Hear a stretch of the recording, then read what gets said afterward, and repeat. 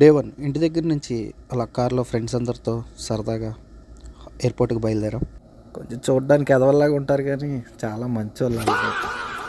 ఇది నేను కాదు, మా ఫ్రెండ్ గాడు. మళ్ళీ నేను అనుకుంటారు. 10 మినిట్స్ ఆడుకున్నాం. మామూలు కొంచెం ఎమోషనల్గా ట్యాగ్ చేశారు, కానీ నెల రోజుల్లో నేను మళ్ళీ తిరిగి వచ్చేస్తానని పోరా అన్నారు. తర్వాత నేను లోపలికి వెళ్ళిపోయాను. బ్యాగ్ చెక్ ఇన్ చేసి బోర్డింగ్ పాస్ చేసుకొని అలా వాష్రూమ్లోకి వెళ్ళి చూస్తే వాహ్, ఏం తేజస్ బెడ్ అనిపించింది. రాజమండ్రి నుంచి స్టార్ట్ అయిపోయాను. నా పక్కన బ్రో కూడా మంచిగా మాట్లాడాడు. ఆయన కూడా ఏదో రాజమండ్రి జిఎస్ఎల్ హాస్పిటల్లో మెడికల్ ఎక్విప్మెంట్ ఏదో డెమో ఇవ్వడానికి వచ్చారంట.